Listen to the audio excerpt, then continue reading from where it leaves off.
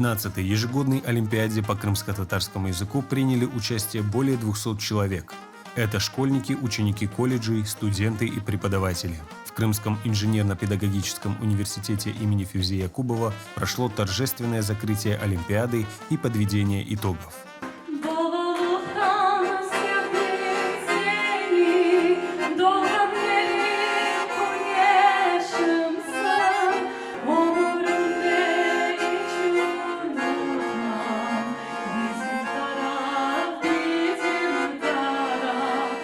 По словам членов жюри, определить победителей было нелегко, поэтому призовые места разделили сразу несколько человек. Бірінші ерні қазанған 9 талебе айырылды. Бұл мектеп, студентлер арасында. Екінші ерні қазанған 8 талебе айырылды ве 21 талебе айырдық. Үшінші ерні қазанған талебелер. Үшінші ерні айырғанда, яғни пек пытрақыл бір ишлер бар еді. Язма ишлерінде бөлі морекеп, мундережелі ишлер олғаны үшін үшінші ерлер бізде 21 үшінші ер олды. Победители и призеры Олимпиады награждены грамотами и денежными призами. А занявших первое место ждал приятный бонус от Крымского инженерно-педагогического университета.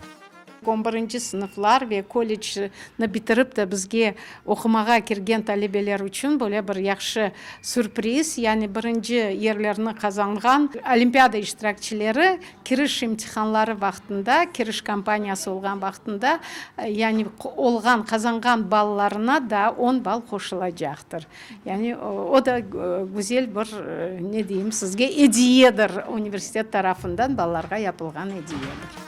Победители и участники Олимпиады с большим трепетом и любовью относятся к родному языку. Они ставят перед собой цель сохранить и развивать его. Мен пек қуанам бұл Олимпиадада иштирак еткен үшін. Мен белесем Қырым татар яшлары, Қырым татар тіліні инкишаф етмек кереклер ве böyle merasimlerde iştirak etmek gerek. Men Sudak şehrinin 3. Milli Mektebi'nde okuyorum. Ve men bilesem bizim borcumuz bu ana tilimizni korçalamağa ve saklamağa.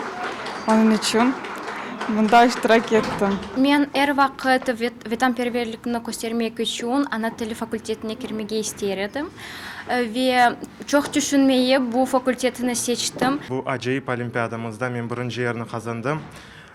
Bu Олимпиадаға енді 9-cı sınıftan beri қатынайым. Eski Қырымдан hocalarımız 9-cı sınıftan бізге bu Олимпиадаға yol açtılar. Ve menimce birinciden onlarga büyük teşekkürler bildireyim. Bizim tilimiz bu bizim için en kıymetli sandıktır, altın sandık ve bu sandıkını bizim için saklamak boynumuzun borcusudur. Çünkü bunu biz yapmasak acaba bunu kim yapar?